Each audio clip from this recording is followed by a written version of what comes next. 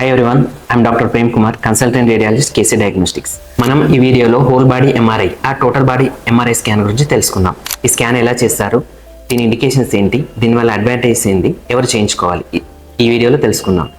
This is a head to toe scan, అంటే తల భాగం నుంచి కాళ్ళ భాగం వరకు స్కాన్ చేయబడును. దీనిలో ఓన్లీ ఇంపార్టెంట్ సీక్వెన్స్ అయిన స్టెర్ అండ్ డిడబ్ల్యూ సీక్వెన్సెస్ మాత్రమే అక్వైర్ చేయబడును, ఎందుకంటే స్కాన్ టైం తగ్గించడం కోసం. ఇండికేషన్స్ ఏంటి? మేజర్గా 2 ఇండికేషన్స్ ఉంటాయి. ఒకటి ఆంకలాజికల్ ఇండికేషన్స్, అంటే క్యాన్సర్ పేషెంట్స్ గురించి, వాళ్ళ cancer detection, staging and spreading of cancer కోసం.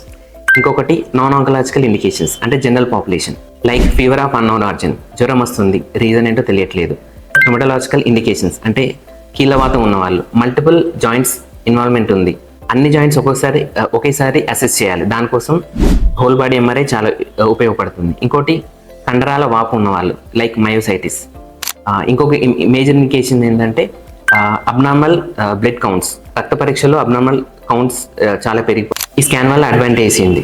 ఒకటి, it's a non radiation scan, అంటే సిటీ స్కాన్ లాగా రేడియేషన్ ఉండదు. సో ప్రెగ్నెంట్ ఉమెన్స్కి, చిన్నపిల్లలకి స్కాన్ చేయించవచ్చు. ఇంకొక ఇండికేషన్ ఏంటంటే there is no need of multiple investigations like ultrasound, CT, X-ray అవసరం లేకుండా సింగిల్ స్కాన్లోనే ఎక్కువ ఇన్ఫర్మేషన్ తెలుస్తుంది. సో ఇండికేషన్ ఉన్న వాళ్ళు ఈ స్కాన్ చేయించుకోండి.